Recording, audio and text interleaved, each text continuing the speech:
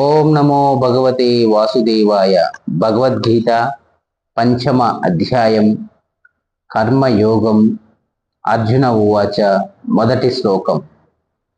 సన్యాసం కర్మణాం కృష్ణ పునర్యోగం చ శంససి యత్రీయ ఏతయేరేకం తన్మే బ్రూహి సునిశ్చితం. దేవాది దేవుడైనటువంటి శ్రీకృష్ణ భగవానుడిని అర్జునుడు అడుగుతున్నాడు. ఓ కృష్ణ, మొదట నీవు నన్ను కర్మత్యాగం చేయమని, తర్వాత భక్తియుక్త కర్మను ఆదేశిస్తుంటివి. ఈ రెండింటిలో ఏది మిక్కిలి శ్రేయోదాయకమో దయతో నాకు నిశ్చయముగా తెలియచేయము.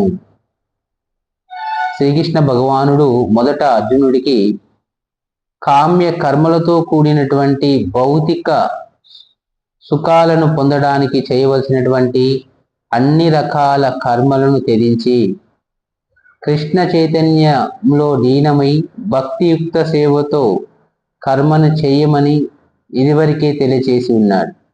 ఇక్కడ అర్జునుడు ఏ కర్మను పాటించాలి, ఏ కర్మను త్యజించాలి అనేటువంటి భ్రమలో నెలకొని ఉండి ఇట్టి సంశయ స్థితిలో దేవాది దేవుడైన శ్రీకృష్ణ భగవానుడిని ఈ శ్లోకంలో అడుగుతూ ఉన్నాడు.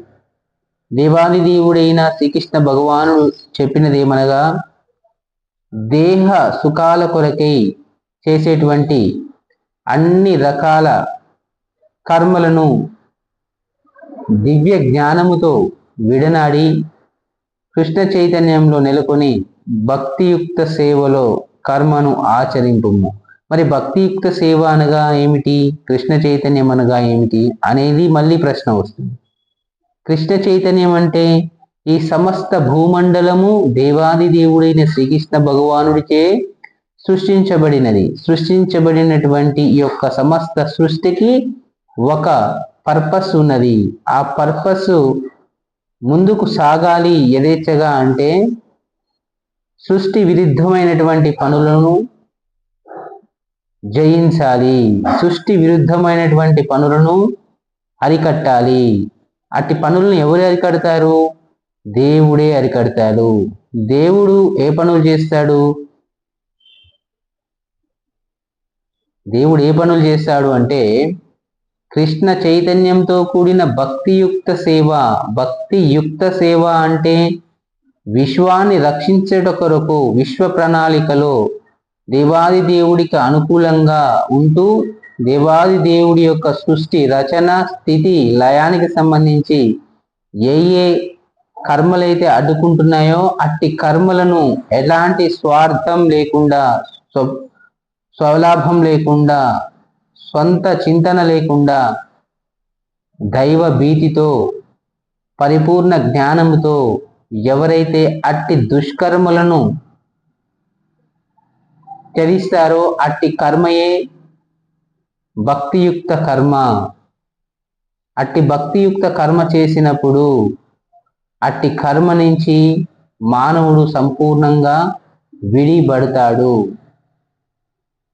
కామ్య కర్మలను విడనాడి దివ్య జ్ఞానముతో కృష్ణ చైతన్యంతో భక్తియుక్త సేవలో నెలకొని చేసేటువంటి కర్మలన్నీ కూడా నిన్ను ముక్తి వైపు నడిపిస్తాయి. కాబట్టి అర్జునుడు ఇక్కడ ఒక భ్రమలో ఉన్నాడు. ఏది కామ్యకర్మ, ఏది భక్తియుక్త కర్మ, ఏది చేయాలి, ఏది చేయకూడదు అనేటువంటి భ్రమలో ఉన్నప్పుడు ఈ శ్లోకం ద్వారా దేవాది దేవుడైన శ్రీకృష్ణ భగవానుడిని ప్రశ్నిస్తున్నాడు. అప్పుడు శ్రీకృష్ణ భగవానుడు అంటున్నాడు, భగవాన్ ఉవాచ సన్యాస కర్మయోగచ్చ నిహి శ్రేయసకరావుభౌ తయోస్తు కర్మ సన్యాసాత్ కర్మయోగో విశిష్యతే. దేవాది దేవుడైన శ్రీకృష్ణ భగవానుడు అర్జునుడి యొక్క ప్రశ్నకు సమాధానంగా ఏమంటున్నాడంటే, కర్మ త్యాగము మరియు భక్తితో కూడిన కర్మ రెండును ముక్తికి శ్రేయోదాయకములే. కానీ ఆ రెండింటిలో కర్మ పరిత్యాగము కంటేను భక్తియుక్త సేవతో కూడిన కర్మయే ఉత్తమమైనది అంటున్నాడు. కామ్య కర్మలు అనేవి భౌతిక బంధముకు కారణములు. దేహ సుఖములను పెంపొందించుకొను ఉద్దేశముతో కర్మలలో నెలకొనినంత వరకు, దేహం యొక్క సుఖాలను పెంపొందించుకొనుటకు ఉద్దేశించబడేటువంటి కర్మలలో నెలకొనినంత వరకు జీవుడు వివిధ రకాల దేహములను నిరంతరము పొందుతూ భవబంధములో కొనసాగుతూ ఉంటాడు. ఇది శ్రీమద్ భాగవతం 5.5.4.6లో ఈ క్రింది విధంగా నిర్ధారించబడినది. నూనం ప్రమత్తః కురుతే వికర్మ యదీంద్రియ ప్రీతయా అప్రుణోతి న సాధు మన్యే యత ఆత్మనో యమసన్నపి క్లేశద ఆసదేహ పరాభవస్థావద బోధజాతో యావన్న జిజ్ఞాసత ఆత్మతత్వం యావత్ క్రియాస్థావదిదం మనో వై కర్మాత్మకం ఏన శరీరబంధః ఏవం మనః కర్మవశం ప్రయంతే అవిద్యయాత్మన్యు పదీయమానే ప్రీతిర్న యావన్మయీ వాసుదేవేన ముచ్యతే దేహాయోగేన తావత్. దేహము యొక్క వాంఛలను తీర్చుకొనుటకు చేసేటువంటి అన్ని రకాల కర్మలను కామ్య కర్మలు అంటారు. కామ్య కర్మలను చేస్తూ ఉంటే జీవుడి యొక్క కోరికలు ఎప్పుడు కూడా సంతృప్తిగా తీరక ఒక జన్మ నుంచి మరొక జన్మ, ఈ విధంగా అనేక జన్మలు పొందుతూ నిరంతరము దేహ సుఖములకు పోరాడుతూ అట్టి సుఖములు తీరక భ్రాంతితో, క్రోధంతో, విచ్చలవిడితనంతో చేసేటువంటి అన్ని రకాల కర్మలు నిన్ను నిజమైనటువంటి భక్తియుక్త కర్మ చేయనీయక నీ దేహ బుద్ధితో దేహ సుఖములకు చేసేటువంటి కర్మలు చేస్తున్నంత వరకు పుడుతూ చనిపోతూ అనేక జన్మలు ఎత్తవలసి ఉంటుంది. మానవులందరూ కూడా ఇంద్రియ భోగముల పట్ల మిక్కిలి ఆసక్తులై ఉంటారు. ఈ ప్రపంచంలో ఉన్నటువంటి మానవులందరూ కూడా ఇంద్రియ భోగం పట్ల, సొంత ఇల్లు, సొంత కారు, మంచి భార్య, విలాసవంతమైనటువంటి విహార యాత్రలు, రుచికరమైనటువంటి భోజనాలు, వీటి కొరకే, అవి తన కుటుంబానికే కావాలి, నాకే కావాలి, నా పిల్లలకే కావాలి అనేటువంటి యొక్క ఇంద్రియ వాంఛలు ఏదైతే ఉన్నాయో ఇవన్నీ కూడా మానవుణ్ణి బంధిస్తాయి. బంధించి దేహ సుఖాన్ని పెంపొందించుకొనుటకు, అట్టి సుఖము తన కోసం, తన పిల్లల కోసం, తన వారసుల కోసం ఎప్పటికీ ఉండిపోవాలనే ఉద్దేశంతో చెయ్యగలిగే పాపాన్నంతే చేస్తూ ఈ యొక్క కామ్య కర్మలలో నెలకొనినంత కాలం జీవుడు దివ్య జ్ఞానాన్ని పొందలేడు, ముక్తికి మార్గాన్ని పొందలేడు.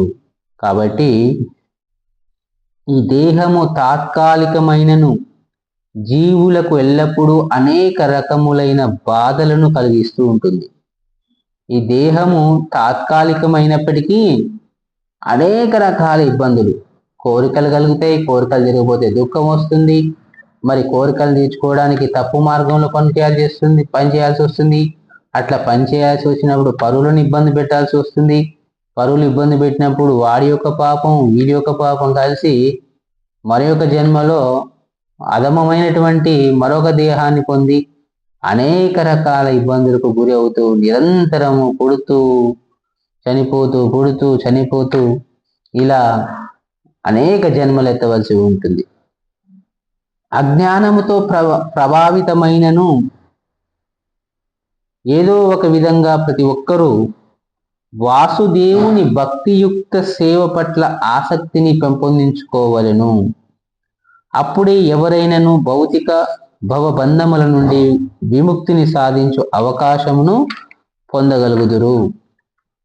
మానవులు కామ్యకర్మలలో నెలకొని దేహ సుఖముల కొరకే ఆరాట పడుతున్నప్పటికీ దేవాది దేవుడైన శ్రీకృష్ణ భగవానుని పట్ల భక్తితో నడుచుకున్నట్లయితే అట్టి భౌతిక దేహ సుఖముల నుండి బయటపడి ముక్తిని చేరుకొనడానికి అవకాశం పొందవచ్చు అని ఇక్కడ తెలియజేయడం జరుగుతుంది. మానవుడు ముక్తిని పొందవలెనను ఉత్సాహంతో దేవాది దేవునికి సంబంధించిన వస్తువులను మరియు విషయములను కూడా భౌతికములని భ్రాంతితో పరిత్యజించినచో వారి త్యాగము అసంపూర్ణమైనదిగా చెప్పబడుతున్నది. ముక్తి పొందాలనే ఆలోచనతో అసంపూర్ణంగా ఏ కార్యాన్ని చేయకూడదు. అంటే దేవుడి యొక్క సేవలో నటించకూడదు. నటిస్తారు, కొంతమంది పూజ చేస్తున్నట్టు నటిస్తారు, కొంతమంది సేవ చేస్తున్నట్టు నటిస్తారు. నువ్వు నటించేది, నువ్వు చేసేది మొత్తం కూడా దేవాది దేవుడు చూస్తూనే ఉంటాడు. సమస్త సృష్టి భగవంతునికే చెందినది. ఎవరును దేనిపైనను ఆధిపత్యమును ప్రకటించకూడదని జ్ఞానమును కలిగి ఉన్నప్పుడే త్యాగము పరిపూర్ణము కాగలుగుతుంది. ఈ సమస్త భూమండలం పైన ఉన్నటువంటి దేనిపైన కూడా మానవునికి అధికారం లేదు. ప్రతిది కూడా భగవంతునిదే అని చెప్పేసి దానిని పాటిస్తూ కృష్ణ చైతన్యంలో లీనమై భక్తియుక్త సేవలో కర్మలు చేస్తున్నప్పుడే నీకు మోక్షం కానీ ముక్తి కానీ రావడానికి అవకాశం ఏర్పడుతుంది. ఈ భూమిపైన ఉన్న సమస్తము నాది నీది అనేటువంటి తారతమ్యాలు లేకుండా నిజ స్థితిని తెలుసుకున్నప్పుడే నీవు ముక్తిని సాధించడానికి మార్గం ఏర్పడుతుంది. కర్మ యొక్క సమగ్ర రూపమైనటువంటి కృష్ణ చైతన్య సహిత కర్మ అనేది మాయావాద సాంప్రదాయంకు చెందిన సన్యాసులు అవలంబించు కృత్రిమ త్యాగము కంటేనో మిక్కిలి శ్రేష్టమైనది. ఎప్పుడైనా సరే ఈ సమస్త భూమండలం మీద ఉన్నటువంటి ఏదైనాను దేవాది దేవుడైన శ్రీకృష్ణ భగవానునికి మాత్రమే సంబంధించినటువంటిది. అట్టి దానిపైన ఎవరును ఆధిపత్యమును చలాయించడానికి వీలు లేదు. ధర్మబద్ధంగా నీకు సంక్రమించిన దానిపై నీవు ఆధిపత్యాన్ని చెలాయిస్తూ దేవాది దేవుని తెలుసుకుంటూ భక్తియుక్త సేవలో నడుచుకుంటూ ధర్మబద్ధంగా జీవిస్తూ సమాజానికి ఉపయోగపడే పనులను చేసినప్పుడు, ప్రకృతికి ఉపయోగపడే పనులు చేసినప్పుడు, భగవద్గీత ఆదేశాలను పాటిస్తూ ఉన్నప్పుడు మాత్రమే నీవు ముక్తిని చేరుకోవడానికి అవకాశం ఉంటుంది అని చెప్పేసి దేవాది దేవుడైన శ్రీకృష్ణ భగవానుడు అర్జునునికి తెలియచేస్తూ ఉన్నాడు.